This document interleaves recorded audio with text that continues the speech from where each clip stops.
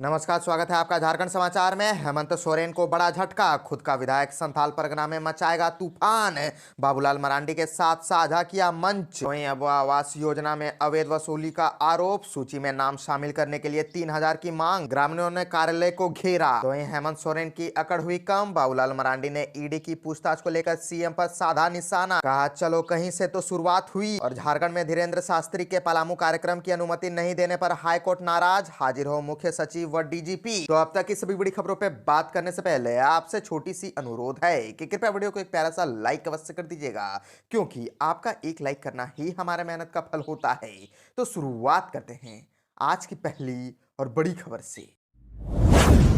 इस वक्त की बड़ी खबर झारखंड से आ रही है, जहां झारखंड में हेमंत सोरेन को बड़ा झटका लगा है। खुद का विधायक संथाल परगना में मचाएगा तूफान, बाबूलाल मरांडी के साथ साझा किया मंच। दरअसल अपनी ही सरकार की आलोचना करने वाले सत्तारूढ़ी झारखंड मुक्ति मोर्चा के बोरियो के विधायक लोबिम हेम्ब्रम अब खुलकर भाजपा के साथ आ गए हैं। साहिबगंज में चौराहे मिलन समारोह में वे भाजपा के प्रदेश अध्यक्ष बाबूलाल मरांडी के साथ हुए। समारोह में भाजपा के कई नेता मौजूद थे। लोबिन हेम्ब्रम की नाराजगी छिपी नहीं है, वे हेमंत सरकार की नीतियों के खिलाफ बोलने का कोई मौका नहीं चूकते। विधानसभा के भीतर भी वे सरकार के खिलाफ खुलकर नाराजगी का इजहार करते हैं। हालांकि पूर्व में कभी वे भाजपा के साथ खुलकर सामने नहीं आए, लेकिन अब उन्होंने अपना पैतरा बदल लिया है। वे झामुमो के लिए महत्वपूर्ण संथाल परगना में सक्रिय है। उनकी तैयारी आगामी चुनाव में झारखंड मुक्ति मोर्चा को उसके अभेद्य गढ़ में झटका देने की है। बाबूलाल मरांडी के संथाल दौरे के कार्यक्रम में उन्होंने इस रणनीति पर काम आरंभ किया है। इसका असर आने वाले दिनों में दिखेगा। भाजपा को भी इस क्षेत्र में मोर्चा का गढ़ भेदने के लिए मजबूत नेता की तलाश थी।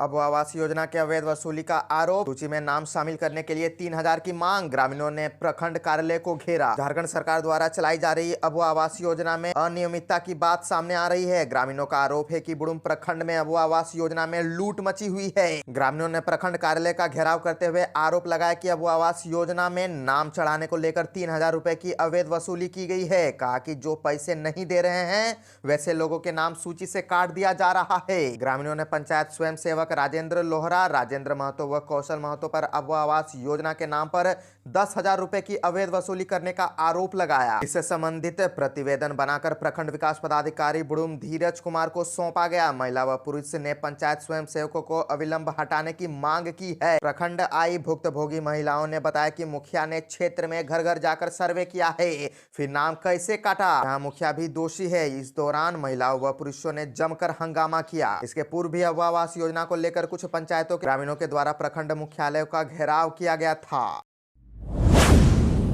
हेमंत सोरेन की अकड़ हुई कम, बाबूलाल मरांडी ने ईडी की पूछताछ को लेकर सीएम पर साधा निशाना, कहा चलो कहीं से तो शुरुआत हुई। दरअसल मुख्यमंत्री हेमंत सोरेन ने ईडी को उनसे पूछताछ करने की इजाजत दे दी है। सीएम हेमंत सोरेन ने ईडी को सूचित किया है वह 20 जनवरी को सीएम आवास पर आकर उनसे पूछताछ कर सकती है। इसे लेकर पूर्व मंत्री और भाजपा के प्रदेश अध्यक्ष बाबूलाल मरांडी ने उन पर तंज कसा है। बाबूलाल मरांडी ने अपने एक साक्षात्कार में कहा है कि हेमंत सोरेन की अकड़ कम होती नजर आ रही है। शायद उन्हें किसी ने समझाया होगा कि वह गलत रास्ते पर चल रहे हैं, इसलिए आखिरकार उन्होंने ईडी को पूछताछ के लिए अपने घर बुलाया है। भाजपा अध्यक्ष ने आगे कहा कि देश का कानून सबके लिए एक है। ईडी कानून के तहत ही पूछताछ करती है। जांच एजेंसी को कहीं गड़बड़ी दिखेगी तो वह पूछताछ या जांच कर सकती है। झारखंड कोई अलग देश नहीं है, इसीलिए पार्लियामेंट से पास कानून वहां भी समान रूप से लागू होता है। हेमंत सोरेन ने ईडी को 20 जनवरी को सीएम आवास बुलाया है। इससे पहले ईडी ने कड़े शब्दों में सीएम को पत्र लिखकर कहा था कि उनका भेजा हुआ समन संवैधानिक है और वह 16 से 20 जनवरी के बीच आएंगे या बुलाएंगे स्पष्ट करें।